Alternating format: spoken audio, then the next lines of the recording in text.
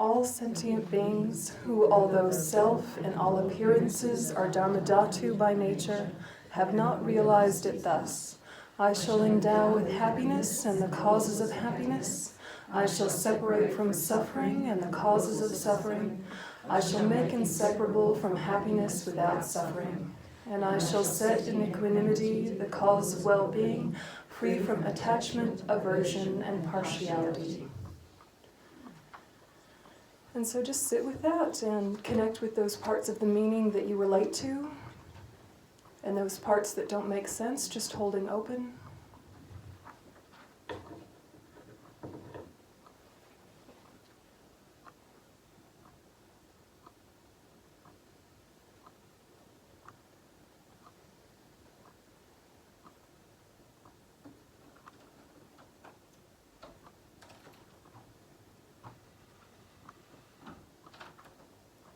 Okay. So the topic that we're going to be talking about is equanimity and activism. We're going to be talking about basically how do we marry up our convictions about social justice issues with Dharma wisdom, and how do we make these things complementary and not contradictory. So how do you live in this world? What do you have a passion for? How do you engage with life? Who do you vote for? What do you put your energy into? Thinking back over those things that maybe we've held as kind of self-evident in our own daily lives for so long that we're not actually certain if the Dharma has come into it or not. Yeah, they're just so self-evident that we haven't taken a step back from our beliefs to check, are they actually in alignment with the Dharma? Are they actually looking at the greater good? Are they expansive and inclusive and helping everyone move towards their fullest potential? Or are they increasing divisiveness, increasing us and them feelings, or making us so overwhelmed that we're paralyzed and stagnant? You know, these kind of things, right? So it's just kind of a re-examination, and even if everyone here comes to a different conclusion about what their politics are, that's fine, right? At the end of the day, the point is to examine what is your motivation and making sure that that is in alignment with altruism. Then what it looks like is your business. Yeah, and then you can have a debate about it amongst yourselves, hopefully in a new and friendly way that you can model to the rest of society. How do you disagree kindly? Yeah, how do you disagree kindly? Disagreement is not the problem, is it? It's the way that we disagree. Yeah, and disagreement should be seen as a gateway to collaboration, not a point of, now you're not in my life, I cut you off. Yeah, it should be like an opening to discussion and, okay, we have different views on this, let's work together to find what is true. And if we can't come together, how do we live together anyway? Yeah, these kind of ideals, because I think this is what we all want, right? We want a harmonious society that is friendly, right? A harmonious, friendly society where we're not hurting each other. And then when there is harm done, that there can be an open and transparent discussion about that and action that's taken in a friendly way, right? So that we're not throwing anyone away. Does it make sense? So I think it's really good to look at what are strategies we use in the modern world and what are strategies that are Buddhist, and is there an alignment that we can bring to that. So the first thing I want to talk about is, what does it mean to advocate for something as opposed to imposing something? Yeah, when you just hear those two words, to advocate and to impose, what is the difference? Which is better? And it's so self-evident, right? Like, I mean, this is not like cutting edge, is it? What is better to do, to advocate or to impose? Everyone's like, to advocate. right? And yet, when you're in conversation with people, do you feel like you're holding a position you want to share, or do you feel like you need to dominate someone who's wrong? You know, honestly, right? Or wiggle out of something that might be conflict, also. right? Like, oh, we disagree here. Let's just look at those birds. You know, aren't the mountains lovely? So to advocate as opposed to impose, we have to ask ourselves, what creates influence? Yeah, what creates influence? And I think then we start to have this discussion about our own personal social currency. Okay, do you know this word, social currency? It's kind of thrown around in advocacy circles and grassroots organizations. But really what's being discussed is how much influence do you have with your friends, with your family, with your work group, with your community, and with society as a whole. What is your radius of influence? Yeah, if you have a position on something, how effective are you specifically as an individual? And a lot of that depends on your, quote, social currency. Yeah, so what do you think creates influence? If you were just to kind of look at your life so far, what makes people hear you? And take action as the result of that. Setting an example. Setting an example, yep. Yep, that's one. Yeah. Also speaking a truth. Yes, speaking a truth, telling the truth. People feel honesty sometimes. I think listening to the other person. Yeah, absolutely. So that they know that you're listening to, isn't it? Yeah.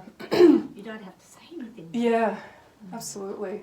Isn't that interesting? It's counterintuitive, isn't it? That you have more influence if you're more receptive. That's interesting, isn't it?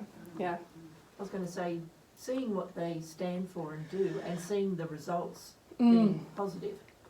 Yep, exactly. Yeah, just kind of following the history of someone, then you see, okay, they're reliable, or yeah, you see that they've said and done things and that they've come about just as they said. Then you build trust on that. What else? And yet Donald Trump doesn't do any of that. Exactly. And that's the very point I want us to get to, is that we all know the things that should create influence. But why don't those things always create influence? Yeah? Why is it that sometimes someone can have none of those traits, no honesty, no transparency, no integrity, no consistency, and still be listened to, believed, and their actions be taken seriously? Why is that? Because we know it should create influence. So why doesn't it? Have you, right? Expert liars. Indeed. Master manipulators. Master manipulators. I think they're operating out of fear. Fear, yep. The classics, yep. Because the listener has an investment in believing what they're saying. Exactly, confirmation bias, right? The listener already wants to believe. Yeah. Yeah, what else? I think as a society we've become quite cynical and disillusioned. Yep. Cynicism, yeah. They have personality traits that our capitalist society values. Exactly, yeah, exactly. They have qualities that are valued by the society. Even if they're not qualities we like, they're sort of qualities we label as powerful or influential, right? They said it the right way. I mean, how many times have you been quite right about something, told people about it, and they didn't care? Has that ever happened? Right. Have you ever even done it the right way? You've done it the right way. You said it calmly and clearly and kindly. You listened for their reaction and their feedback. You had a well-reasoned argument. Yeah, you stood your ground. You were assertive but not angry. Right? You did everything right, like all the tick boxes of what will make someone hear me and take me seriously. You did everything right, and nothing. Ever had that, right? Maybe even today, right? Yeah. Now it's fascinating, right? Because there's what should be true, and then there's what's actually true, and we don't let go of what should be true because it is true sometimes. Yeah, because sometimes honesty and direct communication and a bit of charisma and friendliness and active listening and all of these things, sometimes that's quite effective, isn't it? It's quite effective, but not always. And of course there's all sorts of psychological and sociological and all sorts of background reasons about what makes people listen to each other or not. But I think what gets us trapped is that we forget about karma. Yeah, because all of the things that we've talked about so far are what are called conditions, coactive conditions. things that bring about a result, but they are not the substantial cause. The substantial cause is something of a similar type. So in order for people to listen to you and believe you, you have to tell the truth. You have to have told the truth a lot. You have to have a mental continuum full of seeds of truth-telling. Yeah? You have to tell the truth even when it doesn't matter. Yeah? You have to have an atmosphere in you of truth-telling, and then people are more likely to believe you. Yeah? You have to have a mentality that is not divisive, so that even when you tell the truth, you're not telling it in order to split people. You're telling it in order to work for the greater good. Right? And so then you can think of certain political figures who may not be named and think, well, but they're not honest and they don't blah, blah, blah. Yes, but they did in the past.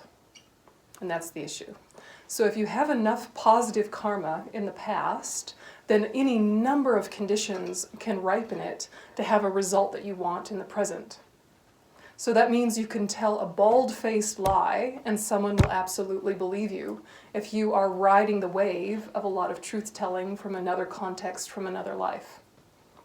And there's beginningless time and beginningless mind, and we've all been everything. We've been kind and beautiful, benevolent benefactors and philanthropists, and we've been horrible dictators, and we've been everything in between, because all of our mental continuums are of a similar type. They're clear and knowing, they've had innate ignorance, and they've had Buddha potential. And then they meet with different conditions and react. Because of the innate ignorance, they react unskillfully, developing habit patterns and karmic predispositions, etc., etc. And so when you say to yourself, it's not fair that I'm not being heard, you say, well, it's not fair in the present. But it is fair in terms of beginningless time. I created the cause for this. So if I don't like this result, I need to consciously create different causes. And they might not even come to fruition this life, but it's still worth doing. Yeah, it's still worth doing. And if you tidy up your motivation and you make your motivation more and more in alignment with ethics and more in alignment with altruism, that is more likely to bring up positive karmic seeds from your past. Right? Because you've got some good ones in there. They're just not the ones that have ripened. And so a lot of the time when we're telling the truth and we're saying the important thing, we're saying it from a place of anger. So even though it's true, even though it's right, we're wrong. Yeah? And that also makes us less effective. Sometimes, right? So we have to keep looking at, there's always two things going on, more than two things, but there's always two things going on, the substantial cause and the coactive conditions.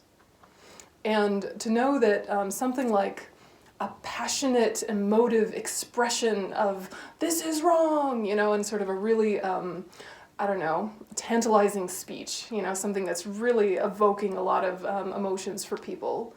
What it could do is make people motivated and mobilized to change, or what it could do is make people defensive, edgy, and combative, right? It could go either way, yeah? But when we're coming from this angry place, kind of anger begets anger begets anger, yeah? And it gets its own momentum. It disturbs our mental peace, and it also collapses our creativity, yeah? The calmer you are, the more options are available to you. Yeah, the more of your own wisdom is accessible when you are in a steady place. When you're in the angry place, you only have your most animal of instincts at your fingertips. Do you think that's true? So we want to look at, this concept of social currency. This does operate in the world, right? We do have to look at how do we speak, how do we listen, just techniques, nonviolent communication, blah, blah, blah, all these things, but not think that then we've got the recipe perfect. Now we've done everything perfect, we should get the result exactly like we want, because we're still just playing with conditions. We're not playing with the substantial cause. Yeah? To work with the substantial causes, the karmic seeds, we need to proactively do beneficial actions and proactively purify our past negative actions. Proactively, not incidentally, not as a side project, but for the main purpose in our life to be active engagement with altruism. In all the little piddly tasks of the day, Yeah, you're cleaning down the kitchen bench, there's a little ant there, you don't just wipe over him, you put him outside. You know, simple and basic and everyday, but it creates this new pattern in your mind of non-harmfulness. Yeah, you're having a debate with your best friend, you can argue with them and they don't mind, you'll love each other at the end, but you kind of let yourself get hooked and start getting a bit grumpy at them. It might be a strong enough friendship that it survives that, but now you've planted a seed in your mind that's not going to be effective in the future. You know, so rather than think, oh, it doesn't matter, they'll love me anyway, think this is my training ground. Let's experiment with how to stay stable while I'm being contradicted. Yeah, how to stay open and receptive while I disagree. This is a perfect chance, rather than kind of slipping into a lazy pattern of, well, this doesn't matter because we're friends anyway. Yeah, use it as training ground. Does it make sense? Mm-hmm. So these are really interesting things to play with, but we also need to look at when we're taking an action, whether it's with our partner, you know, some issue in the household that's been niggling at you and you really need to address, you know, why do I always have to empty the dishwasher? It could be so basic, right? Or it's something in your workplace where there's a really toxic dynamic that absolutely needs to be addressed. Or it's a social issue that you're passionate about. You have to ask yourself what is effective as opposed to what is satisfying. Do you know what I mean? But we can only talk about it if we're being nice to each other, right? And we're not blaming each other for how we were brought up, right? Which is not the same as permitting harmful actions, is it? So this is what we want to ask ourselves with any issue. Is what I'm saying because I think it's effective for the greater good, or am I saying it because it's satisfying to my ego? And the same statement could be from either motivation, and only you know, and you probably don't even know unless you stop and ask yourself. Am I into climate change issues because I really care about climate change, or do I just want a good social group of people, right? And I want to hang out, yeah, with the cool hippies who are doing cool rallies, or do I actually care about, you know, climate change and I'm working to actively change my lifestyle and change policy, yeah? And, you know, it could go back and forth and it could be mixed, but ask yourself these questions with a sense of humor, right? With some friendliness, right? Like, oh gosh, I've been doing this all wrong, and then you just stop doing anything, yeah? Or you get really defensive and really brittle and have to prove why what you're doing is coming from the right place. It's not useful, is it? Yeah, so to ask yourself, am I doing this because it's effective, or am I doing it because it's satisfying? And if it's effective, it can become satisfying, but it's satisfying from the good place, right? Not from the ego place. Yeah. If you've won an argument and you feel satisfied, are you feeling satisfied because you won, or are you feeling satisfied because you helped change hearts and minds? You know, that's the thing. And so we can take the most beautiful of concepts and the most important of techniques and the most important of topics, and then ruin it for ourselves by making it about you. Yeah? And so I think that's why, you know, something like Me Too was very useful for us, because it wasn't saying me. It was saying me too, like everyone else. All right, this is a big cultural conversation. Let's talk about it, right? So I think that when we're playing with social justice issues, we have to make sure that we don't over-identify with our beliefs, because then if someone challenges them, they are challenging us. And we feel threat, we feel defensive, and we react unskillfully, right? But if we don't over-identify with our beliefs, we just say, these are conclusions I came to through my whole life of experiences, and I've landed on this conclusion, but that doesn't mean everyone's had my life and is landing on this conclusion. Yeah, so I can't expect them to come to the same conclusion. And I actually might be wrong. Shock, right? You have to hold open the possibility that you're wrong, or else the people that you think are wrong will never listen to you. And also, you might be wrong, right? Right? Also, oh, good heavens, right? Like, that's shocking, right? Sometimes it's delightful to realize that you're wrong, right? Yeah, you've been thinking a certain way for years and years, and you're like, that is just not true. Huh, all right? Some wasted thought. Anyway, yeah, I was wrong about that. I can let it go. Yeah. And to know that there is a time to generalize things and there's a time to meet people where they are. Who are they actually? They might look and sound like the person that reminds you of these negative traits, but are they actually that person? Yeah, and maybe they were once, are they today? You know, let people show you their progress, let people show you their change. Do you know what I mean? So I think when we're talking about being effective, we have to ask ourselves, how do we use empathy? Yeah, because we know that it's really easy to get someone on board if they have empathy with you and you have empathy with them, right? If you get each other, it's easier to convince them, right? So how are we using empathy though? Are we using it to create affinity or are we using it to trigger defensiveness? Because what can happen is that you can actually touch someone's heart with your argument. Yeah, they actually do feel what you're saying, but that is done in such an uncomfortable, judgmental way that then they flare up with huge defenses. Yeah, so sometimes you've been effective, you've conveyed your point, but it's actually made it worse. They felt your strong emotion, they felt your injustice, and that very connection has made them more defensive and less likely to change. Yeah, because together with it wasn't, I accept you. Yeah? Do you know what I mean? So we need to really look at, when I'm trying to engage someone's heartstrings, am I building affinity and bridges and connection with them? Or am I trying to put them in their place and make them feel bad for having been ignorant and wrong? Right? Like, why do you want to punish people for their ignorance? Yeah. Right? Do you punish babies for their ignorance? No, you teach them. Right? And so it's so easy when you feel threat and you feel harm, especially when you feel harm to other people who are vulnerable. You know, sometimes harm happening to you as an individual you're better with, but if it seems to be harm being done to those who are vulnerable, animals, children, etc., then your passions are on fire and your anger is activated and you feel that that is a necessary component. Otherwise, people won't know this is important to you. Do you know what I mean? Right, so to look at the role of strength and assertiveness does not have to be anger. Strength and assertiveness are not the same thing as anger. Anger is the wish to harm.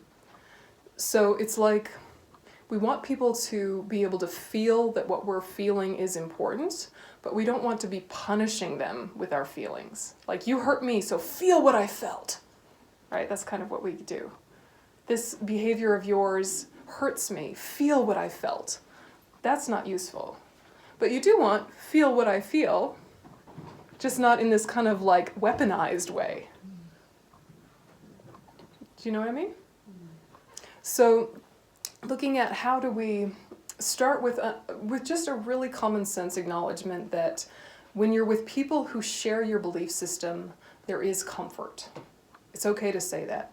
There's comfort and safety and affinity. There's support there when you're with your people. And it's okay to start with that, right? And to just feel that security and that backup. But then what you want to do is take that strength that you feel and consciously fold more and more kinds of people into your conception of this is us, right? So us and them isn't something that you want to immediately pretend isn't there, because you won't really believe it. You will always feel this is us and this is them. Yeah? So what you want to do is, instead of just kind of say, there's no such thing, you know, and kind of spiritually bypass what you actually experience, what you want to do is to say, okay, this is us. How are they like us? How are them like us? And then the more you do that, the more they feel folded in to your conception of us, until the whole radius of us becomes everybody is us. Because as soon as you label someone, this is one of my people, don't you relax, right? You immediately relax. It's immediately easier to communicate. Yeah, but you don't want to force it. Yeah, so it's just slowly kind of taking what you already know about how the world works and then folding in also Dharma wisdom that actually anyone you see as us is only just nominally labeled by you. Yeah, you've picked out a few of their characteristics that you've decided are significant and decided that's your criteria for safety. Yeah, but they might just kind of turn around and like steal something from you. You have no idea who they really are. Do you know? So we've just taken out a few components and decided this is my criteria for us. Stamp, safety, you're my people. Yeah. Up to a point, right? And then all the sort of human dynamics start to play out again, and all the conflicts start to play out again, and all the little dramas, right? But initially, there's that feeling of, oh, I can relax now, I'm with my people. Yeah? And so we all have our version of that, right? Of, oh, I can relax now, I'm with my people. And we take that to be a pervasive, consistent truth because we forget about impermanence. You forget that even amongst your people, you have all your little petty dramas, right? You have all your little conflicts. You have your different paranoias and wariness about this one or that one. Yeah, and so you make it sound in your head like these are the people I can rely on and are safe for me. But is that as true as you've made it? So when we're trying to build this thing called equanimity, what we want to do is challenge all the labels. Not to pretend there aren't labels, but to challenge what each of them mean. So the labels being friend, enemy, stranger. Friend means safe. Enemy means unsafe. Stranger means unknown. Friend means beneficial. Stranger means neutral. Enemy means harmful. These are not that simple, but that's what our mind does. It tries to create these patterns and oversimplifies. So what we're trying to do is just take a step back from any of our beliefs and any of the things we want to do in our family, in our workplace, societally, etc. Just take a little step back and say, all right, I'm going to come back to my beliefs and see if they still make sense, but right now what I want to work on is equanimity. And when my equanimity is starting to feel like it's taking hold, then I'm going to revisit these ideas and see which ones I'm going to keep and which ones I need to adjust. Do you have questions so far? I can see through all of this. I find it's really interesting when you go out and you talk with people on various things that you're passionate about. And I've observed it in myself as I was in this incarnation, I'm a Leo. We're going to be very passionate and we're very sociable and all that sort of thing. We love being with people and all that. But I've observed in myself, if I develop a kind of a self-discipline and just do this pausing, pausing before I actually respond, I can actually respond a lot better. And it's incredibly hard for me, incredibly difficult. But I can see the power of pausing. Yeah. And it brings with it an ongoing self-discipline as well, which is very important. I think this is a judgment I have at the moment. I think especially in countries like Australia, it seems we have an overriding lack of discipline at the moment, and I find that quite worrying because in other countries and other cultures it is not the case. And I see this pausing as being part of the self-discipline. Yeah, I think that's really skillful. Yeah, pausing kind of gives yourself a chance to check. Yeah, a chance to check rather than just kind of blah. Yeah, right. Yeah. Yeah, that's really skillful. And I think just having kind of a simple everyday strategy like that can really help. Yeah, of okay, there's a lot of ideas, there's a lot to play with here, but what does that look like in my daily life when I'm talking to someone? What does that look like in my daily life when I'm by myself having my own thoughts? You know, what are just little ways I can re-engage my wisdom and kind of revive it? Or, you know, hit refresh on the inner browser, you know, kind of keep it all functioning well. Yeah, it's good. So pausing is a good one. So, you know, like very, very rich people were very generous at some point. But now they could be completely miserly, completely greedy, and it's never enough. But we can see that in ourselves where we can have a good thing happen, and it might have even started from a good place, but now it's kind of whetted our appetite. Yeah, and now we want more and more and more and more. Yeah, and so it just shows us how easy it is for our negative states of mind to co-opt our good karma ripening. It takes good karma ripening and says, this is great, I want more of this. But because we don't know where it comes from, we keep seeking the external to satisfy that feeling. So the danger for us is that when we have good karma ripening, to not give all the credit to the conditions. Yeah, to really look like, Okay, if I'm experiencing family harmony, it's not that I'm the great harmonizer of the universe, it's that we've all individually created the cause to listen to each other, and that is the result of probably eons of work. And if we want more of it, we need to consciously create more of it, not just kind of take it for granted. Yeah. So that's why the recipe doesn't always work. Exactly. It's like you have all the ingredients, but you didn't put it in the oven. The oven was the main thing that made it all go woof, you know? Or you're trying to, there's a beautiful soil, and there's water, and there's sunshine, but there's no seed there. Yeah? And so you keep watering the ground, you keep changing where the garden is, but you forgot to plant any seeds. So of course nothing's sprouting. Yeah. So it can make you a little bit more relaxed about your circumstance, because you realize conditions have an effect, but they're not the main thing. So you do your best with conditions, given your own life experience, right? You think, okay, this is the best I can do with what I know. Give it your best, and then just let go. It either will work or it won't. Yeah? Because you know, okay, those are the right conditions given what I know, but if I haven't created the cause, it won't work. Yeah.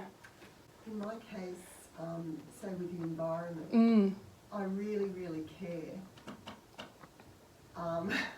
But I'm one of those people paralysed. Yeah. Okay, because when I see the news or, you know, there's a documentary or whatever, Yeah.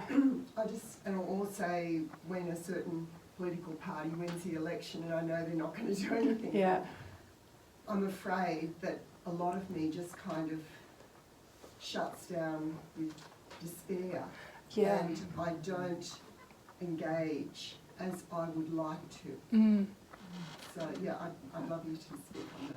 Yeah, I mean, I think that's really common, isn't it? That you're, you know, well informed about the nature of the world, and at one point it mobilizes you and you start to get some energy to change things, and then you realize how huge it is, and then you become paralyzed and can't do anything.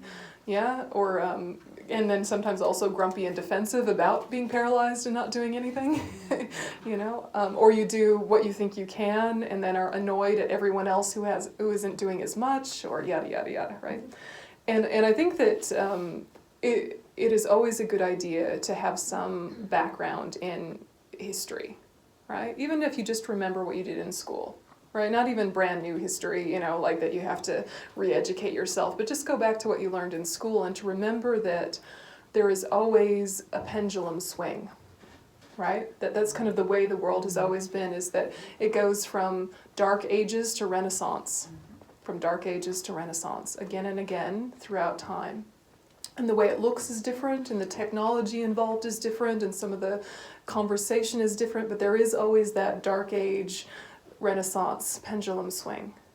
And right now we might be going towards a dark age, and it might get way, way worse. It might. It really might. And, you know, so you want to ask yourself, what's the legacy I want to leave for my future life, and what's the legacy I want to leave for humanity after myself?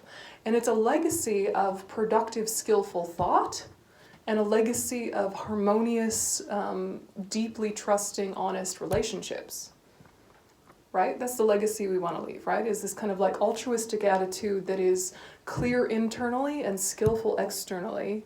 And then, you know, it can all end in flames and we get reborn wherever we're going to get reborn. And what we've carried with us in our like karmic luggage is a habit of kindness. Yeah? And what we've carried with us is a habit of seeing interdependence. So if we're reborn in this world or another one, we try not to repeat the same negative patterns. And so you might say to yourself, okay, I'm going to stop using plastic bags. Now I'll use cotton bags. And then you realize, oh, cotton bags take so much energy to be produced. I shouldn't use cotton bags. Okay, I'm going to use paper bags. Paper bags, oh no, but then the trees. And then you get completely paralyzed not knowing what bag to use. And then you just cuddle your groceries because you're not sure what to do, right? And, you know, and to think that actually, even if you make the wrong choice and you bring the wrong bag, right? The point is that your mentality was, how can I work for the greater good, given what I know so far? And if that is your baseline, then you also have that flexibility to change and go, oh, I thought that was the best thing to use. Okay, I'll use this. When you're fixated on the surface, you can get totally aggravated and your mind is not flexible and it can't shift when it learns other information. Do you know that feeling, right? Where you finally got yourself motivated to change your habit and to do the right thing, and then you found out that wasn't even the right thing either. Right? And then you just stuff it. Yeah. So what we want to do is just the baseline is acknowledgement of interdependence and wanting to be beneficial within that play of interdependence. The details will change. Yeah, life to life, century to century, rebirth to rebirth, planet to planet. But the mind has existed from beginningless time, and we're working towards enlightenment. That's the project. We do our best for this planet. It's a good old planet. We don't want to waste it. But it's going to blow up eventually. Oh well. Right? The mind continues. So it's like we do our best while at the same time letting go. And that is what is meant by the Buddhist concept of detachment. It is not disengagement. It's completely engaged and completely let go. Yeah? You're all in. You're all in. You're totally invested. But you also kind of don't care. Yeah? It's a weird, it's like a paradox, but it's really not. You know when you hit that perfect note, you know? Sometimes we're really in the zone with it. And yeah, this is where I am. This is where to live. Yeah, it's such a relief. Yeah. Yeah, so to be all in, though, is hard if you can't see outcome. To be all in without being certain about the goal, it's really hard. It's easier to just kind of be lazy and complacent and to just kind of stagnate in, this is good enough. Yeah. Could I ask a question? This has always perplexed me. If consciousness is, as I perceive it, always evolving, and we're at this incredible precipice with this beautiful planet, and as I see, this is all part of those of us who can, all doing our little bit, I suppose, to help not cause this massive destruction of the planet, even though eventually it's evolved, you know, it's going to evolve. But what we're really, if we don't have this right attitude and this real caring, compassion, and do our little bit, there's going to be this incredible suffering, but also, as I understand it, by not helping our planet to evolve to a much higher level, and I think we've got the technology and all the skills to do that right now. It's just the will, and it makes it incredibly exciting. If we don't all do a little bit to help that happen, then we're actually also holding back the evolution of other planets, other consciousness elsewhere, and we're creating a very dark cloud around the planet. So, your question? My question is that while we're being detached and we're saying, oh well, you know, we can all do our little bit, and you know, eventually this planet's going to explode, but there is this absolute moral obligation to work really hard. Yeah, absolutely. Because it's got repercussions for elsewhere.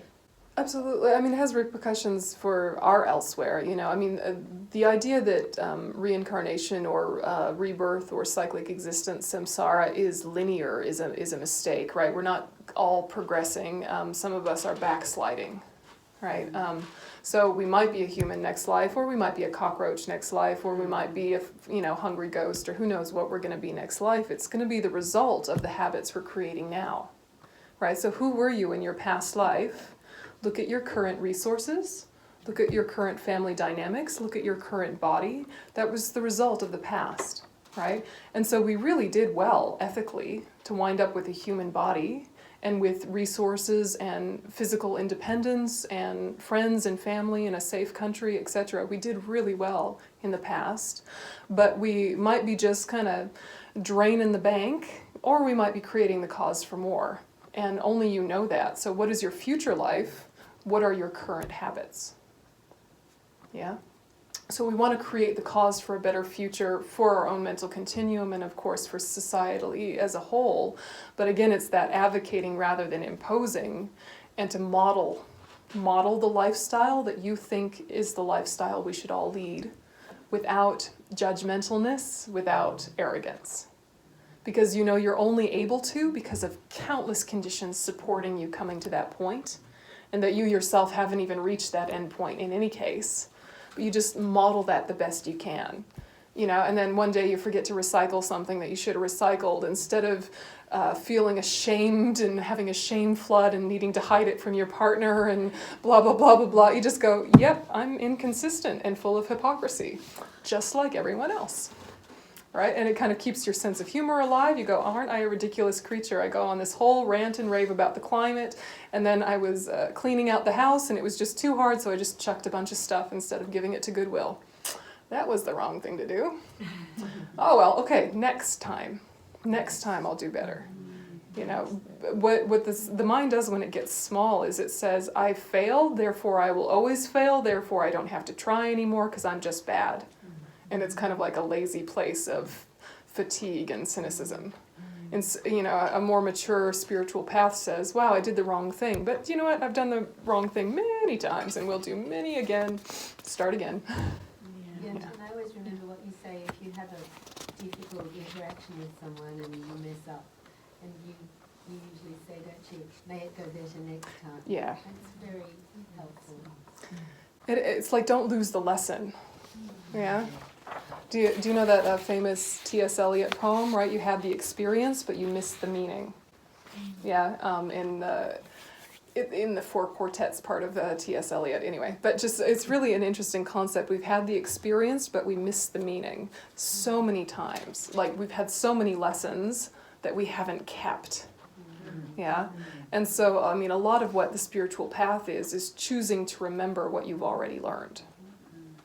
Yeah, and choosing to bring to the forefront your core values and ideals rather than let it be kind of a passive thing that only comes up when it's important. Yeah. And to develop the communication skills you know are necessary when things are really vital. To do it now when things are ordinary and simple, because that's building your skill set so it can kick in the moment of truth. Because we all have moments of truth throughout our life where we could affect some change. Even if it's just in our little family, we could change a little dynamic. Suddenly the conditions came together for us actually to be useful, for us actually to change something. But we've missed these windows so many times in our life because we were too distracted. Or our tools weren't right in our fingertips. We had to dig for them and then the moment passed. You know, so then the next one that comes, let's be right in there. You know, rather than being full of regret and sadness and I've wasted my life, just be ready for the next one, right? And build the skill. Easier said than done.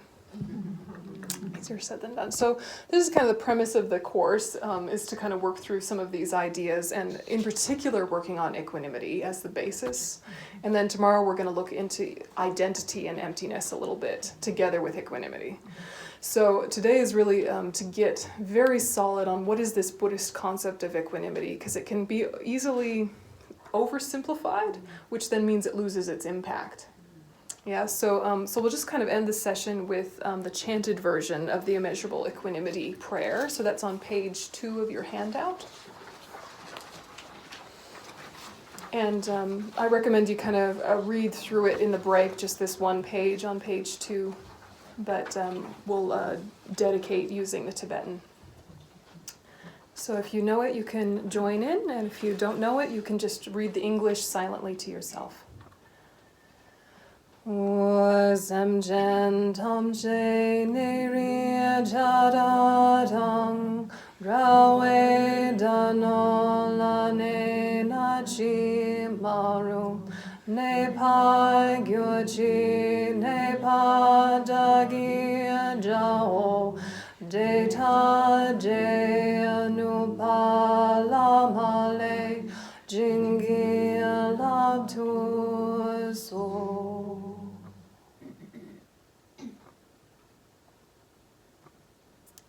Okay, thanks everybody, and we'll come back at 11:30. And so have a nice friendly heated debate or a nice quiet cup of tea as your personality dictates.